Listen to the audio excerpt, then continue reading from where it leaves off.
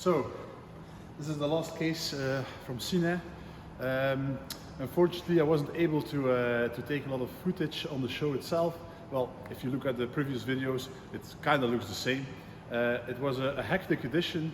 I believe there was again over 12,000 people attendance, and I actually did not find the time during the show to make another video.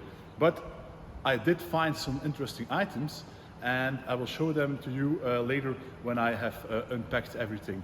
Now the first thing I need to do is get the online orders from the shop that were placed during the weekend and get them all quickly shipped to the customers worldwide. So here we are back in the shop, a little more relaxed than previous. So I bought a few items at the show, and I will of course gladly show them to you. Most of these items will be available on the website soon, because I'll probably start photographing them after this video. So first item here is a normal winter parka in the Zoomstarn or swamp pattern camouflage. Always if you buy one of these, always make sure the ropes are inside, and this stretch band is also inside. Sometimes it's missing, of course it deflects the value. And as you can see, most of these are marked inside the wind stopper or inside the pocket. This one is marked in white ink, and it's known that the white ink doesn't really hold back to the cloth, so and lots of times, and like here you can see it's barely readable what the stamping says. This is nice, just an honest German gas mask, but complete with the straps. Those are often missing, and it's actually the most valuable thing about it are the straps. So they're complete. The gas mask is inside, the cleaning cloth is inside, the spring is inside. So just a nice complete gas mask in lightly worn condition. It's always nice to find. Then what we have here, a little bit smaller. I have two Iron Crosses first class in the box. This one is a beautiful example. As you can see here, it's mint. It is not maker marked. Here on the back, no maker marks, but it is the design is known from Wachter & Lange, which is a maker number 100. Sometimes these are marked with 100. This one isn't. You can easily recognize it because the swastika is a little bit smaller than other variants. Of course, it's a super exquisite example in this condition. You don't often find these anymore. The other one is also an Iron Cross first class. In the LDO box. Unfortunately, in this case, I believe a collector put these together because it's an LDO box, but the cross is marked with the maker 15 on the back, so it's stamped here with maker number 15. So these don't really belong together, so I will probably offer these separate on the website. So here, out of the woodwork, never touched, is a SS belt buckle, but the most wanted belt buckle because it's the green coated steel buckle made by RODO. So it's complete with a late war belt. The belt has been heavily worn. The belt is marked here. 100 means the size in centimeters, so it's quite a large belt. Sometimes these are maker marked as well, but because of its worn condition, it's hard to find a maker mark. And on the back of the buckle, underneath the catch, you will see here RODO, but it's very, very poorly marked, and even with the rust, it's hard to read. But of course, we know that this design is made by RODO, and it's one of the most wanted SS buckles on today's market.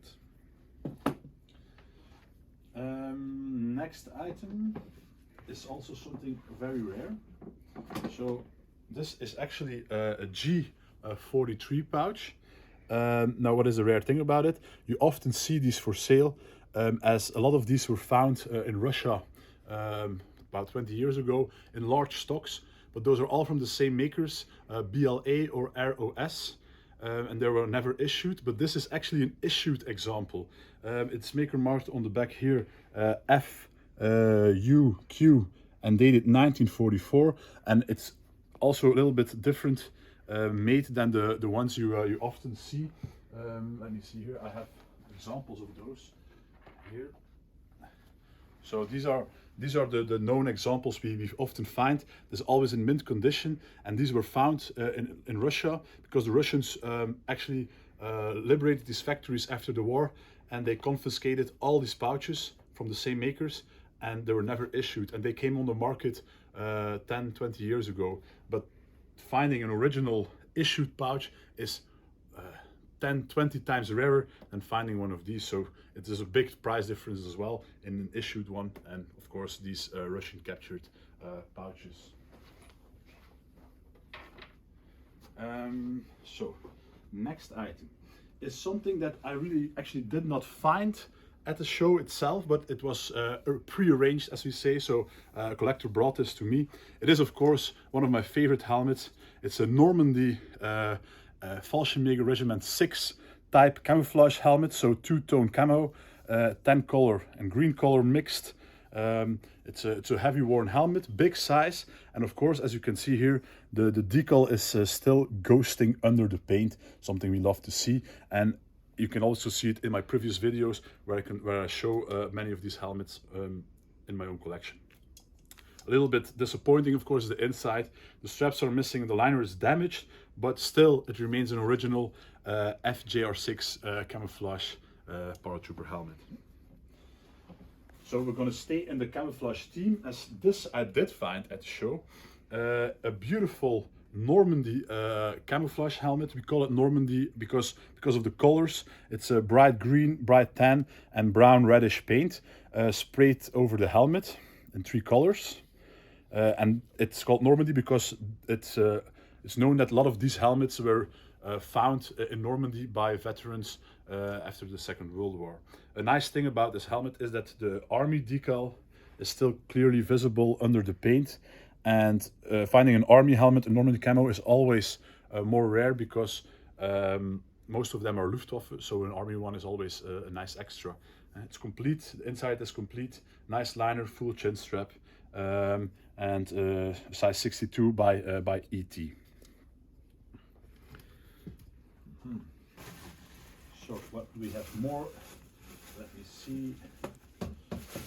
This is something to show. Yes. So here we have a very nice textbook M42 army helmet, single decal. It's also made by ET, size 66, which is of course very nice. It's a big shell, complete with its original decal on the side, and it's in exquisite condition, just lightly worn. If you move the liner gently back here with your finger, you will also see that the split pins remain straight, and the liner has not been taken out post-war. So original liner, untouched M42 helmet in beautiful condition. And here, something I always like to pick up is a Waffenrock. So what is a Waffenrock? It's actually a dress uniform, so it was not worn in combat, but it's for parades, weddings, etc. It has a pink piping, which means it's for someone who was in a armored or panzer unit. So they did not wear the black uniforms, of course, for the parade, but just the normal army green ones. It is for a non-commissioned officer, NCO, by the rank of Oberfeldwebel, with 2 stars on the shoulder board. It has the original applied insignia, and it's complete with its full silk lining. And most of these are void of maker marks. Sometimes you have a tailor label inside, but in the enlisted examples, it's normal to find them like that. And of course, this is nice, a little extra ribbon bar that was still mounted on the chest. So this is something quite unique. As you can see, it's a gloss blue painted M35 steel helmet, but it has no decals on the side, and actually it never had any decals. So what type of helmet is this? This is the helmet of the Condor Legion, so that the Germans used during the Spanish Civil War before the Second World War. Of course, they could not have any German insignias or maker markings on them. So just the shell has a few faded markings, but the liner band, which is still a single aluminum band, which means it's a very early liner, is not maker marked because nothing could actually take the attention that Germany was supporting the war. So this is a textbook Condor helmet, only the third one I ever encountered in my life. And these are very, very, very hard to find. And of course, they're not cheap, but a beautiful textbook example in the correct color as well. So I really like this one here. It's a normal belt, early belt and buckle. Don't know if they've been together, but you can see here.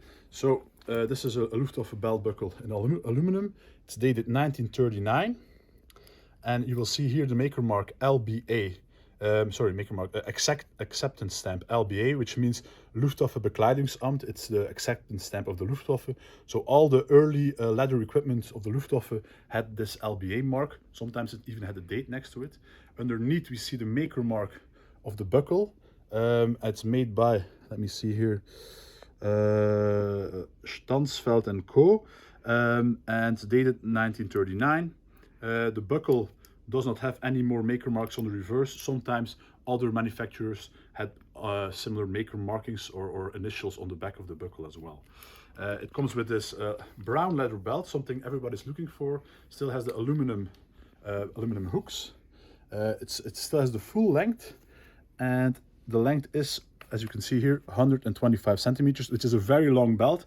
And of course, what did soldiers do, and especially here in this case as well, they shortened the belt. Sometimes they shortened it by cutting the belt down, or in this case, they shortened it by moving this leather tongue backwards. So you will see here the previous stitching lines, where this used to be, but back in the war they moved it a little bit backwards, so then they would have a smaller belt, because back in the war a soldier with a 125 waist, that's even bigger than I am, and of course they were not well fed back then.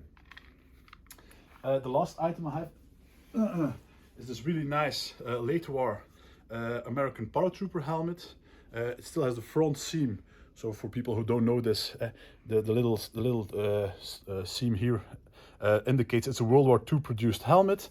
It already has the swivel bales, so this can move, this piece of metal, which means it's a late war helmet, probably 1944, 1945, and it's complete with its liner. The liner is marked in the dome, hard to catch on camera, where the small W is for the firm Westinghouse. So there were a lot of different firms, of course, making these liners, and they all had their small logo in the dome of the helmet. You can easily find a list of those logos online. So it's an original para helmet with the correct straps and the original liner inside. Probably these helmets were used during the Battle of the Bulge in Belgium, so it's nice for a late war setup. It's hard to find American para helmets these days because of course, all the movies we know that were produced, and the interest in these helmets went up. So this is the stuff I found at Ciney. Hopefully I'll have this on the website very soon. And thank you for watching. Don't forget to subscribe on the videos if you want to see more of these for tips and tricks what to look at.